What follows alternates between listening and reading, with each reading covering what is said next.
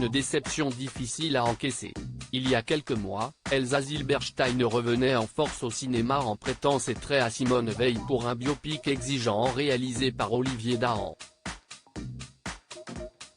Son interprétation solide et fidèle de la plus célèbre femme politique française lui avait valu une vague de compliments et avait surtout réussi à attirer en salle 2,5 millions de spectateurs, toutes générations confondues.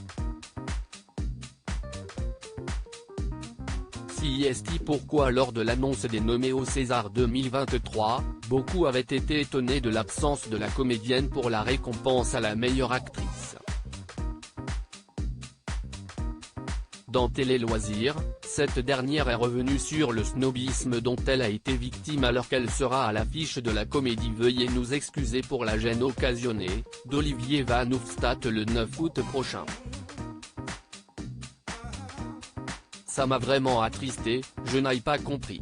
Depuis que je suis petite, je me suis toujours dit que si les Césars doivent récompenser une actrice, CST pour ce type de rôle, a-t-elle d'abord expliqué, avant de souligner l'investissement qu'elle a mis au service de Simone, le voyage du siècle. Avec tout le travail que j'ai fait.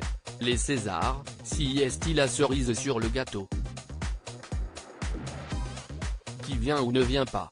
Pour se mettre dans la peau de l'illustre ministre de la Santé ayant fait voter la légalisation de l'avortement en France en 1974, Elsa Zilberstein avait passé plusieurs mois à étudier le phrasé et la voix de son personnage.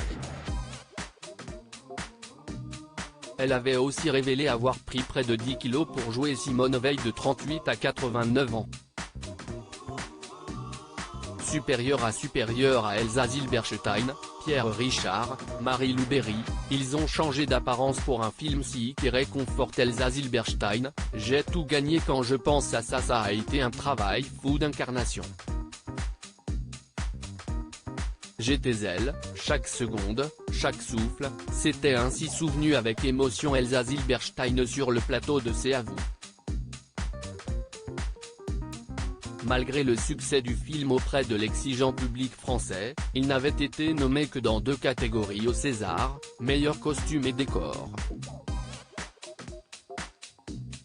Gigi Lepage et Christian Marty avaient par ailleurs remporté ces prix, tandis que celui de la meilleure actrice est revenu à Virginie Efira pour sa prestation dans Revoir Paris, d'Alice Winocourt. Heureusement pour l'ex-compagne d'Arnaud Montebourg, le soutien et les félicitations de ses admirateurs ont su la réconforter. J'ai reçu des lettres adorables. Je préfère me concentrer sur le public. Les gens continuent de m'arrêter dans la rue. Pour moi, ça reste magique de me dire que le cinéma au travers de ce film a transmis quelque chose, s'est-elle réjouie dans Télé Loisirs.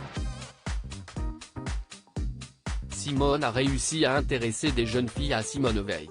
J'ai tout gagné quand je pense à ça. Mais que le film ne soit pas réellement nominé alors que c'était le plus gros succès de l'année, je ne comprends toujours pas. Les gens l'ont adoré. A-t-elle répété, ce choix étrange toujours en travers le gorge. Crédit photo, Olivier Borde.